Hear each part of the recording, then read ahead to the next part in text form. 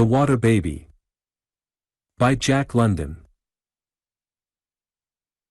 I lent a weary ear to old Kohokumu's interminable chanting of the deeds and adventures of Maui, the Promethean demigod of Polynesia who fished up dry land from ocean depths with hooks made fast to heaven, who lifted up the sky whereunder previously men had gone on all fours, not having space to stand erect, and who made the sun with its 16 snared legs stand still and agree thereafter to traverse the sky more slowly, the sun being evidently a trade unionist and believing in the 6-hour day, while Maui stood for the open shop and the 12-hour day. Now this, said Kohokumu, is from Queen Liliuokalani's own family melee. Maui became restless and fought the sun with a noose that he laid. And winter won the sun, and summer was won by Maui. Born in the islands myself, I knew the Hawaiian myths better than this old fisherman, although I possessed not his memorization that enabled him to recite them endless hours. And you believe all this? I demanded in the sweet Hawaiian tongue. It was a long time ago, he pondered. I never saw Maui with my own eyes. But all our old men from all the way back tell us these things, as I, an old man, tell them to my sons and grandsons, who will tell them to their sons and grandsons all the way ahead to come. You believe, I persisted, that whopper of Maui roping the sun like a wild steer, and that other whopper of heaving up the sky from off the earth? I am of little worth, and am not wise, O Lakana, my fisherman made answer. Yet have I read the Hawaiian Bible the missionaries translated to us, and there have I read that your big man of the beginning made the earth, and sky, and sun, and moon, and stars, and all manner of animals from horses to cockroaches and from centipedes and mosquitoes to sea lice and jellyfish, and man and woman, and everything, and all in 6 days. Why, Maui didn't do anything like that much. He didn't make anything. He just put things in order, that was all, and it took him a long, long time to make the improvements. And anyway, it is much easier and more reasonable to believe the little whopper than the big whopper. And what could I reply? He had me on the matter of reasonableness. Besides, my head ached.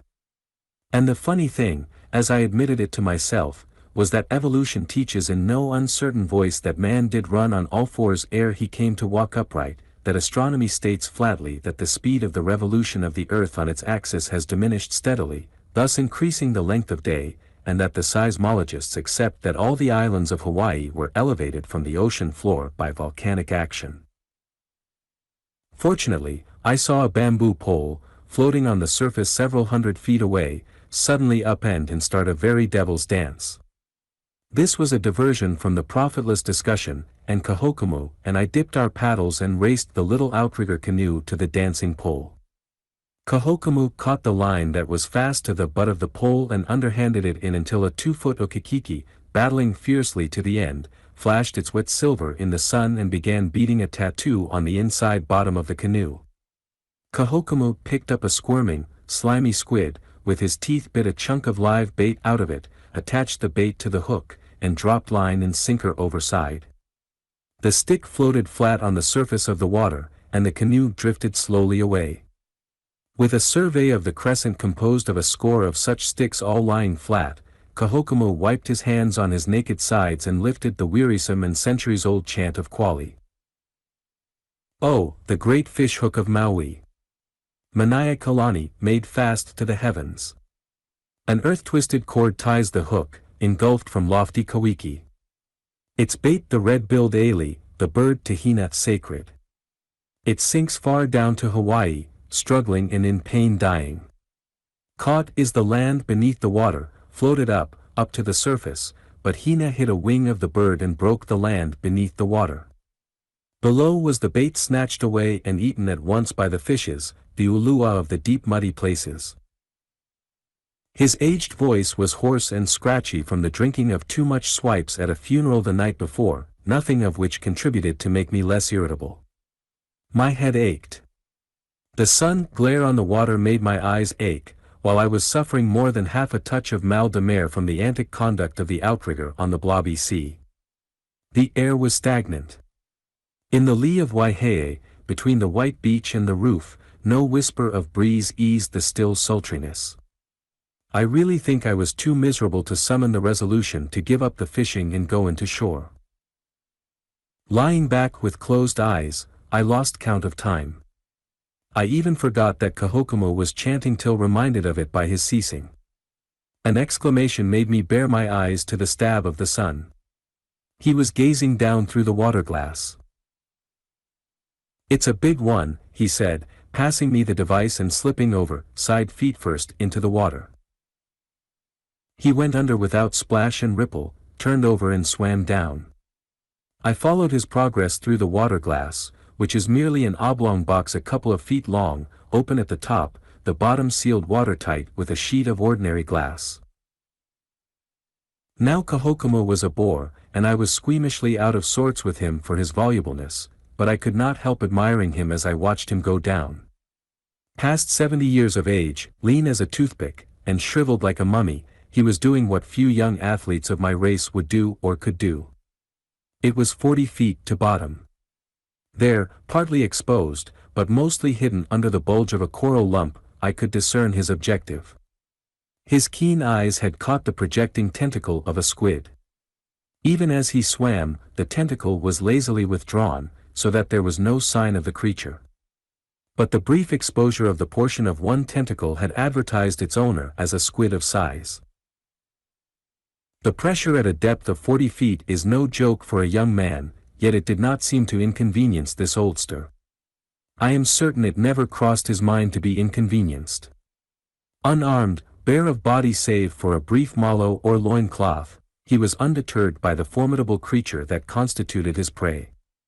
I saw him steady himself with his right hand on the coral lump, and thrust his left arm into the hole to the shoulder.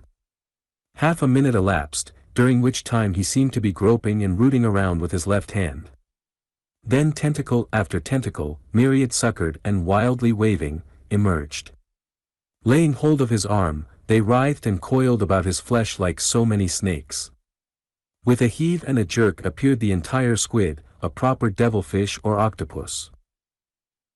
But the old man was in no hurry for his natural element, the air above the water.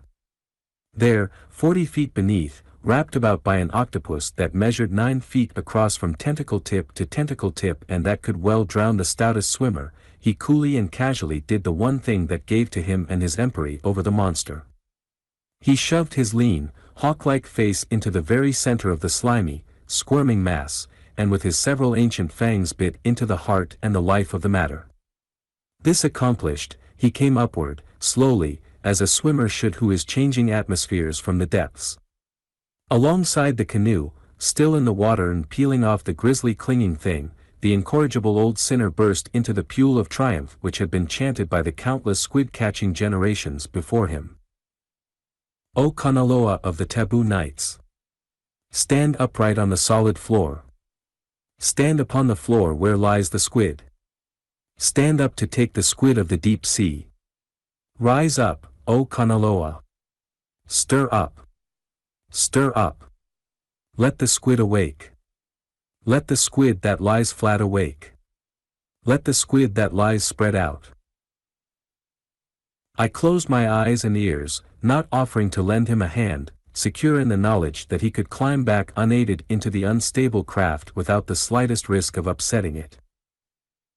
A very fine squid, he crooned. It is a wahine, female, squid. I shall now sing to you the song of the cowrie shell, the red cowrie shell that we used as a bait for the squid. You were disgraceful last night at the funeral, I headed him off. I heard all about it. You made much noise. You sang till everybody was deaf. You insulted the son of the widow. You drank swipes like a pig. Swipes are not good for your extreme age. Some day you will wake up dead. You ought to be erect today. Ha, he chuckled. And you, who drank no swipes, who was a babe unborn when I was already an old man, who went to bed last night with the sun and the chickens this day, are you a wreck? Explain me that. My ears are as thirsty to listen as was my throat thirsty last night. And here today, behold, I am, as that Englishman who came here in his yacht used to say, I am in fine form, in devilish fine form. I give you up, I retorted, shrugging my shoulders. Only one thing is clear, and that is that the devil doesn't want you. Report of your singing has gone before you. No, he pondered the idea carefully. It is not that. The devil will be glad for my coming, for I have some very fine songs for him, and scandals and old gossips of the high allies that will make him scratch his sides. So, let me explain to you the secret of my birth. The sea is my mother. I was born in a double canoe, during a Kona gale, in the channel of Kaholawe. From her, the sea, my mother, I received my strength. Whenever I return to her arms, as for a breast clasp, as I have returned this day, I grow strong again and immediately. She, to me, is the milk giver, the life source. Shades of Antaeus, thought I. Some day, old Kohokumu rambled on, when I am really old, I shall be reported of men as drowned in the sea. This will be an idle thought of men. In truth, I shall have returned into the arms of my mother, there to rest under the heart of her breast until the second birth of me, when I shall emerge into the sun a flashing youth of splendor like Maui himself when he was golden young. A queer religion, I commented. When I was younger I muddled my poor head over queerer religions, old Kohokumu retorted. But listen, O young wise one, to my elderly wisdom. This I know, as I grow old I seek less for the truth from without me, and find more of the truth from within me. Why have I thought this thought of my return to my mother and of my rebirth from my mother into the sun? You do not know. I do not know, save that, without whisper of man's voice or printed word, without prompting from otherwhere, this thought has arisen from within me, from the deeps of me that are as deep as the sea. I am not a god. I do not make things. Therefore I have not made this thought. I do not know its father or its mother. It is of old time before me, and therefore it is true. Man does not make truth. Man, if he be not blind, only recognizes truth when he sees it. Is this thought that I have thought a dream? Perhaps it is you that are a dream, I laughed. And that I, and sky, and sea, and the iron-hard land, are dreams, all dreams. I have often thought that, he assured me soberly. It may well be so. Last night I dreamed I was a lark bird, a beautiful singing lark of the sky like the larks on the upland pastures of Haleakala. And I flew up, up, toward the sun, singing, singing, as old Kohokumu never sang. I tell you now that I dreamed I was a lark bird singing in the sky. But may not I, the real I, be the lark bird? And may not the telling of it be the dream that I, the lark bird, am dreaming now? Who are you to tell me I or no? Dare you tell me I am not a lark bird asleep and dreaming that I am old Kohokumu? I shrugged my shoulders, and he continued triumphantly. And how do you know but what you are old Maui himself asleep and dreaming that you are John Lakana talking with me in a canoe? And may you not awake old Maui yourself, and scratch your sides and say that you had a funny dream in which you dreamed you were a haole? I don't know, I admitted. Besides, you wouldn't believe me. There is much more in dreams than we know, he assured me with great solemnity. Dreams go deep, all the way down, maybe to before the beginning. May not old Maui have only dreamed he pulled Hawaii up from the bottom of the sea? Then would this Hawaii land be a dream, and you, and I, and the squid there, only parts of Maui's dream? And the lark bird too? He sighed and let his head sink on his breast. And I worry my old head about the secrets undiscoverable, he resumed, until I grow tired and want to forget, and so I drink swipes, and go fishing, and sing old songs, and dream I am a lark bird singing in the sky. I like that best of all, and often I dream it when I have drunk much swipes. In great dejection of mood he peered down into the lagoon through the water glass. There will be no more bites for a while, he announced. The fish sharks are prowling around, and we shall have to wait until they are gone. And so that the time shall not be heavy, I will sing you the canoe-hauling song to Lono. You remember. Give to me the trunk of the tree, O Lono. Give me the tree's main root, O Lono.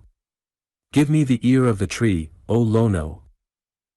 For the love of mercy, don't sing. I cut him short. I've got a headache, and your singing hurts. You may be in devilish fine form today, but your throat is rotten.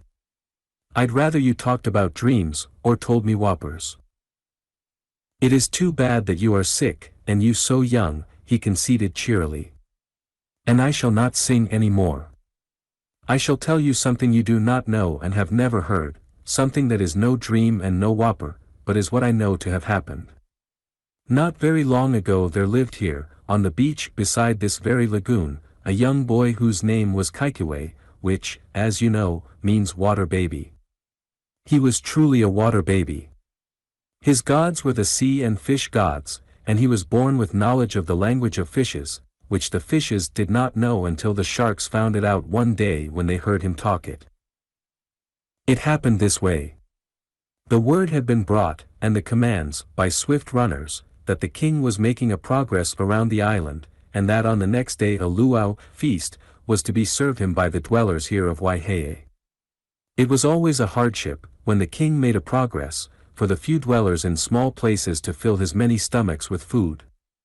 For he came always with his wife and her women, with his priests and sorcerers, his dancers and flute players, and hula singers, and fighting men and servants, and his high chiefs with their wives, and sorcerers, and fighting men, and servants. Sometimes, in small places like Waihehe, the path of his journey was marked afterward by leanness and famine. But a king must be fed, and it is not good to anger a king. So, like warning in advance of disaster, Waihehe heard of his coming, and all food getters of field and pond and mountain and sea were busied with getting food for the feast. And behold, everything was got, from the choicest of royal taro to sugar-cane joints for the roasting, from opites to limu, from fowl to wild pig and poi-fed puppies, everything save one thing. The fisherman failed to get lobsters. Now be it known that the king's favorite food was lobster. He esteemed it above all kai food, and his runners had made special mention of it. And there were no lobsters, and it is not good to anger a king in the belly of him. Too many sharks had come inside the reef. That was the trouble. A young girl and an old man had been eaten by them. And of the young men who dared dive for lobsters, one was eaten, and one lost an arm, and another lost one hand and one foot. But there was Kaikue, the water baby, only 11 years old, but half fish himself and talking the language of fishes. To his father the head men came, begging him to send the water baby to get lobsters to fill the king's belly and divert his anger. Now this what happened was known and observed. For the fishermen, and their women, and the taro growers and the bird catchers, and the head men, and all Waihehe, came down and stood back from the edge of the rock where the water baby stood and looked down at the lobsters far beneath on the bottom. And the shark, looking up with its cat's eyes, observed him, and sent out the shark call of fresh meat to assemble all the sharks in the lagoon. For the sharks work thus together, which is why they are strong. And the sharks answered the call till there were 40 of them, long ones and short ones and lean ones and round ones, 40 of them by count, and they talked to one another, saying, Look at that titbit of a child, that morsel delicious of human flesh sweetness without the salt of the sea in it, of which salt we have too much, savory and good to eat, melting to delight under our hearts as our bellies embrace it and extract from it its sweet. Much more they said, saying, He has come for the lobsters. When he dives in he is for one of us. Not like the old man we ate yesterday, tough to dryness with age, nor like the young men whose members were too hard-muscled, but tender, so tender that he will melt in our gullets ere our bellies receive him. When he dives in, we will all rush for him, and the lucky one of us will get him, and, gulp, he will be gone, one bite and one swallow, into the belly of the luckiest one of us. And Kaikue, the water baby, heard the conspiracy, knowing the shark language, and he addressed a prayer, in the shark language, to the shark god Mokuhelii, and the sharks heard and waved their tails to one another and winked their cat's eyes in token that they understood his talk. And then he said, I shall now dive for a lobster for the king. And no hurt shall befall me, because the shark with the shortest tail is my friend and will protect me. And, so saying, he picked up a chunk of lava rock and tossed it into the water, with a big splash, 20 feet to one side. The 40 sharks rushed for the splash, while he dived, and by the time they discovered they had missed him, he had gone to bottom and come back and climbed out, within his hand a fat lobster, a wahine lobster, full of eggs, for the king. Ha, said the sharks, very angry. There is among us a traitor. The titbit of a child, the morsel of sweetness, has spoken, and has exposed the one among us who has saved him. Let us now measure the lengths of our tails. Which they did, in a long row, side by side, the shorter-tailed ones cheating and stretching to gain length on themselves, the longer-tailed ones cheating and stretching in order not to be cheated and outstretched. They were very angry with the one with the shortest tail, and him they rushed upon from every side and devoured till nothing was left of him. Again they listened while they waited for the water baby to dive in. And again the water baby made his prayer in the shark language to Mokuhelii, and said, The shark with the shortest tail is my friend and will protect me. And again the water baby tossed in a chunk of lava, this time 20 feet away off to the other side. The sharks rushed for the splash, and in their haste ran into one another, and splashed with their tails till the water was all foam, and they could see nothing, each thinking some other was swallowing the titbit. And the water baby came up and climbed out with another fat lobster for the king. And the 39 sharks measured tails, devoting the one with the shortest tail, so that there were only 38 sharks. And the water baby continued to do what I have said, and the sharks to do what I have told you, while for each shark that was eaten by his brothers there was another fat lobster laid on the rock for the king. Of course, there was much quarreling and argument among the sharks when it came to measuring tails, but in the end it worked out in rightness and justice, for, when only 2 sharks were left, they were the 2 biggest of the original 40. And the water baby again claimed the shark with the shortest tail was his friend, fooled the 2 sharks with another lava chunk, and brought up another lobster. The 2 sharks each claimed the other had the shorter tail, and each fought to eat the other, and the one with the longer tail won. Hold, O Kohokumu. I interrupted. Remember that shark had already. I know just what you are going to say, he snatched his recital back from me. And you are right. It took him so long to eat the 39th shark, for inside the 39th shark were already the 19 other sharks he had eaten, and inside the 40th shark were already the 19 other sharks he had eaten, and he did not have the appetite he had started with. But do not forget he was a very big shark to begin with. It took him so long to eat the other shark, and the 19 sharks inside the other shark, that he was still eating when darkness fell, and the people of Waihehe went away home with all the lobsters for the king. And didn't they find the last shark on the beach next morning dead, and burst wide open with all he had eaten? Kohokumu fetched a full stop and held my eyes with his own shrewd ones. Hold, O Lakana, he checked the speech that rushed to my tongue. I know what next you would say. You would say that with my own eyes I did not see this, and therefore that I do not know what I have been telling you. But I do know, and I can prove it. My father's father knew the grandson of the water baby's father's uncle. Also, there, on the rocky point to which I point my finger now, is where the water baby stood and dived. I have dived for lobsters there myself. It is a great place for lobsters. Also, and often, have I seen sharks there. And there, on the bottom, as I should know, for I have seen and counted them, are the 39 lava rocks thrown in by the water baby as I have described. But, I began. Ha, he baffled me. Look. While we have talked the fish have begun again to bite. He pointed to 3 of the bamboo poles erect and devil dancing in token that fish were hooked and struggling on the lines beneath. As he bent to his paddle, he muttered, for my benefit. Of course I know. The 39 lava rocks are still there. You can count them any day for yourself. Of course I know, and I know for a fact. Glen Ellen. October 2, 1916.